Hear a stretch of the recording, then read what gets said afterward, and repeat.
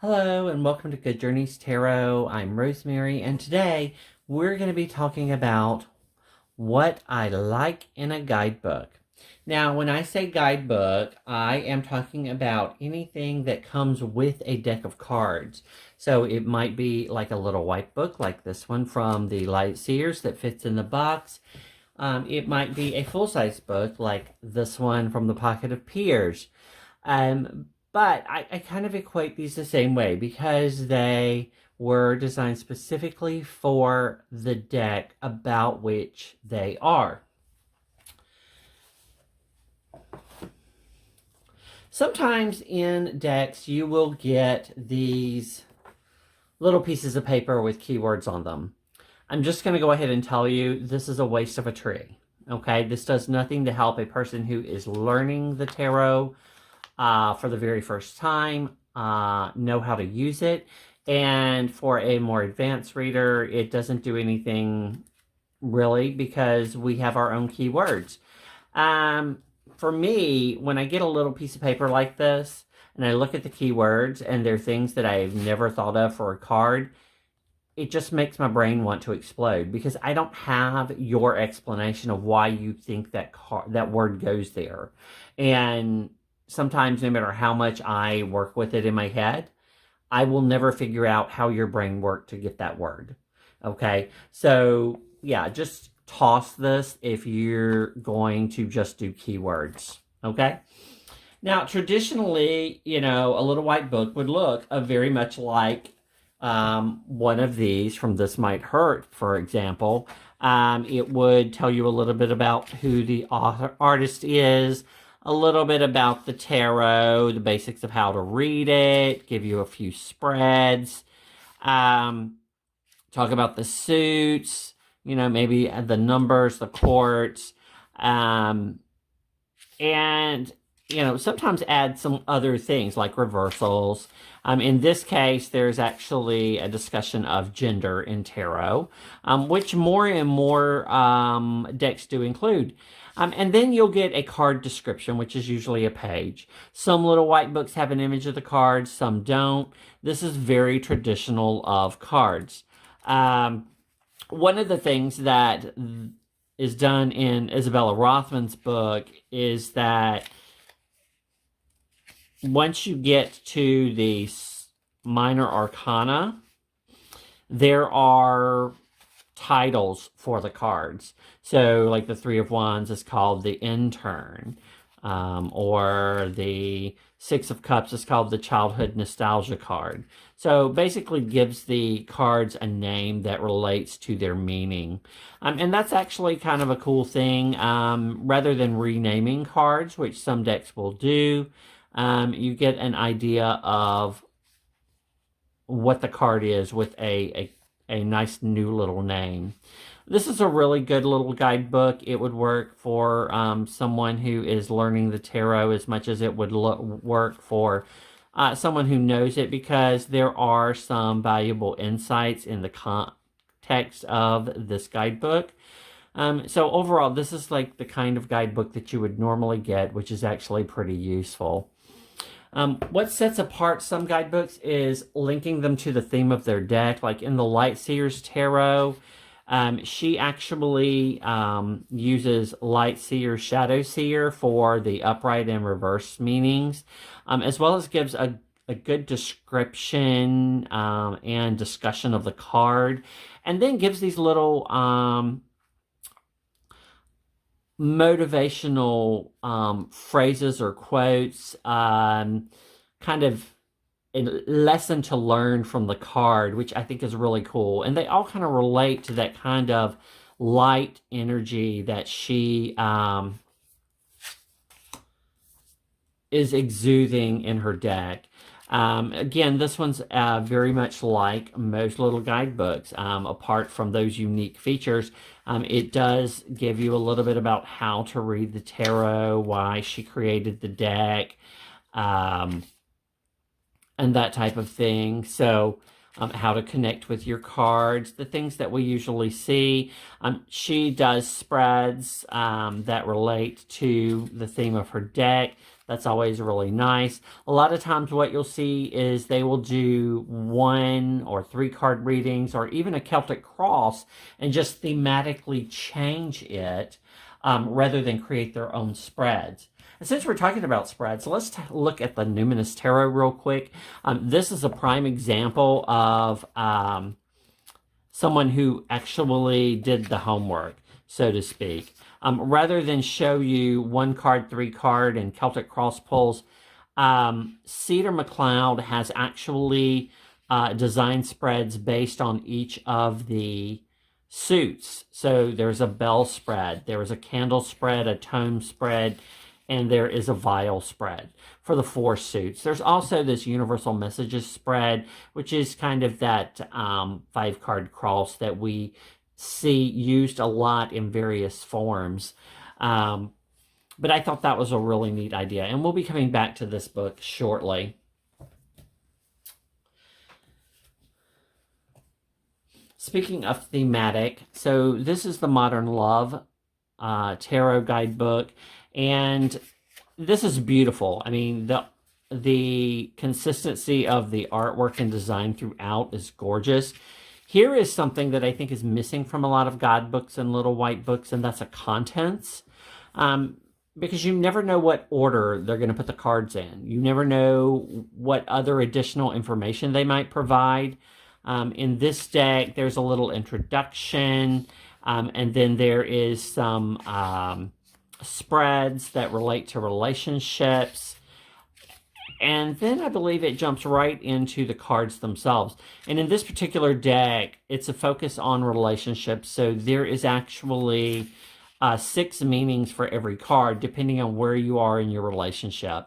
There are some keywords. This is a really great way to learn about love in the tarot. I really am enjoying the information in the guidebook. The thing for me that I was missing in this guidebook was anything about why do love readings? How do you justify doing third-party readings? The types of things that I was looking for weren't in here, but I think this is very useful for what it was, which is to identify meanings for the cards in relationship readings. And it's full color, which is always nice. It's the size of the deck, so it fits in the box. That's always beautiful. Overall, it's a great tool.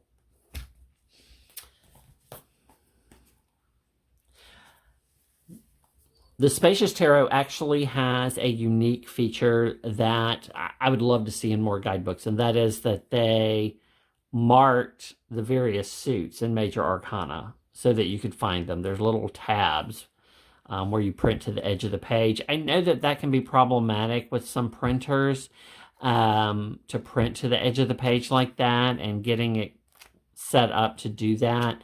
But that's a unique feature that I think really makes a guidebook pop. Another deck that does that is the Minoan Tarot from Schiffer. And you'll see here, you can actually see there's different colors. There's the blue, the yellow, the red, the green for the different suits. This is a very well-designed book. I will give Schiffer that. They do a great job designing their guidebooks. Though their cards can use some work, probably, in most cases. So they actually usually have a good discussion of intro information.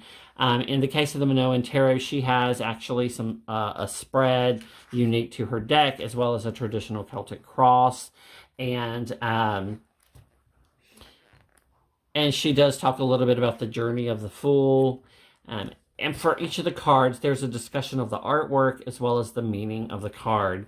And this is in full color, which is gorgeous. There's also a relationship to the Fool's journey on every card, which I love. Overall, a wonderful guidebook for a great deck if you're into things Minoan. So these are some of the things that we tend to see in basic guidebooks that are useful for beginners. But what about those of us who are more experienced readers? What are the things that are beneficial to us? Well, that would be mostly a description of why you did what you did. An example of that is the Pocket of Peers guidebook. This guidebook has maybe 3 pages total of actual information on reading cards.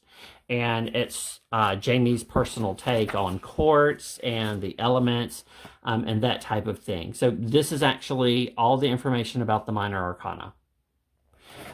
It was not designed to teach you tarot. It was designed with the intention of helping you find your peers, just as Jamie has found her peers, to study and learn the tarot. It was set up like a yearbook, so there are pictures of all of the various people who are in the cards, along with how to get in touch with them, if it's possible to get in touch with them, to learn from them, whether it's through their Instagram or their website or whatever the case may be.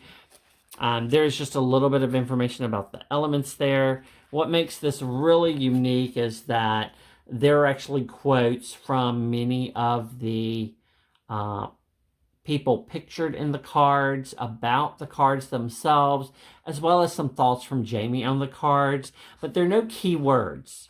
There's no associations, that type of thing. It's really about applying the card to your life. So much so that there is a discussion about journaling with the tarot in here, and a page full for your notes for every card in the book. And so this is what I would call, for a more advanced or at least intermediate tarot reader, someone who knows the cards but wants to dive a little deeper. This was definitely designed with a purpose, and it fulfills that purpose.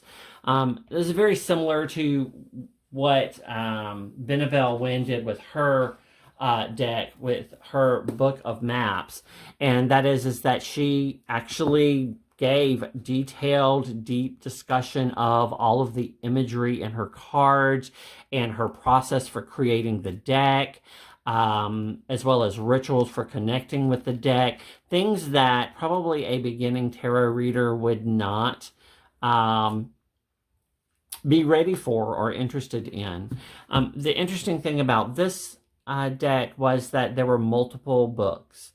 The Book of Maps, which is more of a reference guide and ritual information. And then there was a medium white book, which is basically the little white book that should have been with the cards. It gives you how to read them every day, right? Which most little white books or guidebooks typically do. So I do love this, but not every deck could use something like this, because some decks are just a clone of the Waite Smith with different imagery. And so there are dozens and dozens of books that explain those cards, whether there be a fox in the Seven of Wands, Seven of Swords, or it be a human being. You can look up any book with a Seven of Swords in it and actually get the reference. Whereas if you were looking at the Seven of Swords in this deck, you would probably want to look up and see why what was done, because it is a unique blend of multiple cards. Some of my other favorite guidebooks are the Urban Tarot, which does a great job of explaining Robin's reason for the images that were used. There's some cool things that are done in here, like for the Major Arcana, the Hanged Man is actually printed upside down, which is interesting and a surprise. That's fun. She also identifies the models that are in her paintings and when she completed the cards. When you look at it, you can tell this was like a long process. I mean, some of these go back to 2012, and her deck probably wasn't finished until 2018, I think it is. At least that's when I see the last. Some of these go back to 2003 even, right here. So April of 2003. So over a 10, more than a 15-year process probably that she created this deck. So I did like that about this book, which is, it looks like a little white book, but there is so much in this book specifically related to this deck, which makes it very beneficial. Obviously, decks, again, like the Wildwood, which are unique in their structure and all require more information. There are several books out now on the Wildwood Tarot, but, you know, they go through and they explain their worldview before they get into the card meanings. This is probably not a deck that, if you're just learning the tarot, would be one to study. If you're wanting to learn, you know, the Waite Smith, at least. It's a completely different system, and that's something that you don't really get until you start reading about it.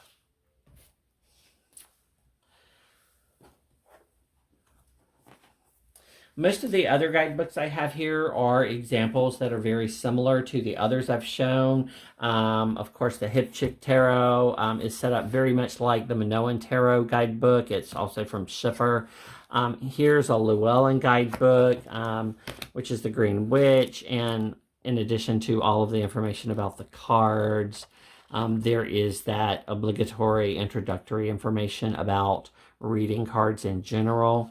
And that can be useful to beginners, as well as sometimes you can find a unique perspective from an author in their writings about how to read the tarot. Though after you read so many, it becomes kind of standard, right? So what you're really wanting as a more advanced reader is things that are, for example, in the Book of Maps of the Spirit Keeper's Tarot, or the Pocket of Peers, or like the Modern Love Tarot, where it's specific to a area of life. And so I think what we look for in guidebooks changes over time. I want to just talk real quick about this guidebook from the Fyodor Pavlov. This guidebook actually has a brief discussion of each card. Now, it doesn't have keywords.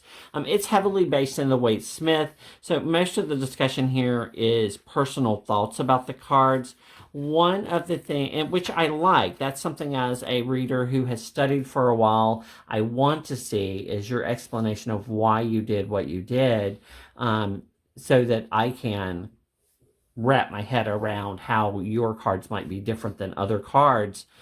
But one of the drawbacks of this type of guidebook is that it is inconsistent, i.e., it does not have the same information for each card. Each card has a unique piece of information that the author felt was interesting or of note that we should know about from their deck. And perhaps that is applicable for this deck, since it's heavily based in the Waite Smith tradition, and we could look at very mini books for general information, whereas this is more artist perspective. There's one more thing that is included in a lot of guidebooks that I really love, and it is included both in this guidebook, the Numinous Tarot, as well as in writings about the Ellis deck.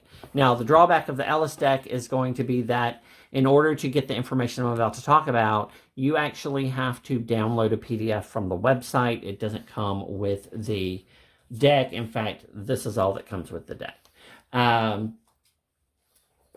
that's at least a step up from, say, this deck, which has no guidebook or keywords or anything at all. It's just cards. So there's kind of a gambit that you see in the tarot world. You either get a really thick book like the Book of Maps, or you get a piece of paper, or even nothing at all with your deck. I have several decks that came with no keywords, no guidebook or anything. For the most part, those decks are based on the Waite Smith, so there are a lot of resources for them, but that's not always true. I am loving this guidebook, and I'm going to take back something I said on Instagram during my initial walkthrough.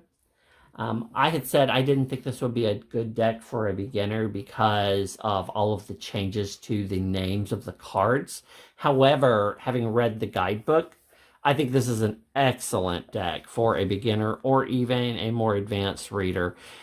It is obvious from reading the guidebook that Cedar McLeod has a great grasp of the tarot, of how it works, of the card meanings. And these cards, despite being unique in their terminology and their perspective, hold to very traditional Smith-Waite meanings for the cards. And one of the things that is unique in here that Cedar does is that, after talking a little bit about how to read tarot in general and interpretation, they talk about the Fool's Journey. And not just in a general, here's your Fool's Journey of the Major Arcana way.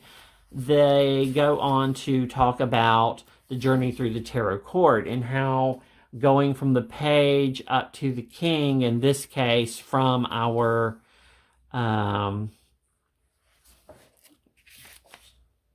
dreamers to our mystics, which are the kings, is a journey in itself, is a journey of maturity and understanding of the elements themselves. And there is a journey through each of the suits. And that explanation, I think, is really educational and informative. And for someone starting out in the tarot, it would be very beneficial to grasping the 78 cards without having to learn each and every card. This is an idea that I love to see in decks as well. While this deck doesn't necessarily follow a journey pictorially, the deck is explained in that manner. The Ellis deck actually follows a journey pictorially through each of the suits, which is very exciting and interesting. And I wish there had been a better guidebook or reference material for that deck, like this book. This actually is the 3rd edition. I really wish I'd gotten the 1st or 2nd edition, but every time I played with the idea of getting this deck, it was out of print. And it was one of those that I look at and then I'm like, no, it's not my style. But after having read the guidebook and worked with these cards, I think this is going to be one of my top 5 decks of all time. Thinking about different areas of my life that they speak to.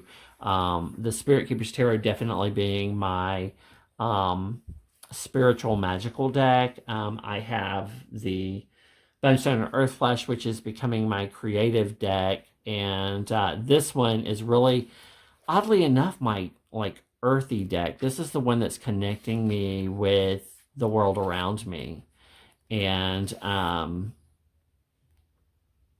yeah, I'm very excited to work with it more than I have. I was going to set it aside and study it on a trip I've got coming up, but I find myself going to it every day this week to read and to pull cards, despite having other decks that I had planned to work with. So this is an excellent guidebook, beginner or more experienced reader. Cedar McLeod really knows the tarot, and while the names of the cards are different, it is a very traditional understanding of the tarot. Do really recommend this deck and this guidebook. So those are just some of my thoughts on guidebooks and what I like, what works and doesn't work for me. I think there are things that really need to be in guidebooks for beginners, and that's why we get pretty much the same type of guidebooks from publishers like these, Llewellyn, US Games, Schiffer, etc., that give us that introductory material and keywords and whatnot. But then I think for independent publishers, we tend to get more of what we, as more experienced tarot readers, are looking for, i.e., explanations of why you did what you did, and what the symbols are, and how you intended your deck to be used, and those type of things that go just a little bit deeper.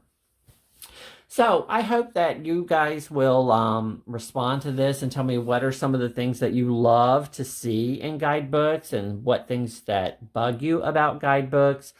Specifically, books dedicated to specific decks, not necessarily talking about books about tarot. And that hashtag is what I like in a guidebook. And I'll put that in the description below. Until next time, everyone, this is Rosemary. Good journeys.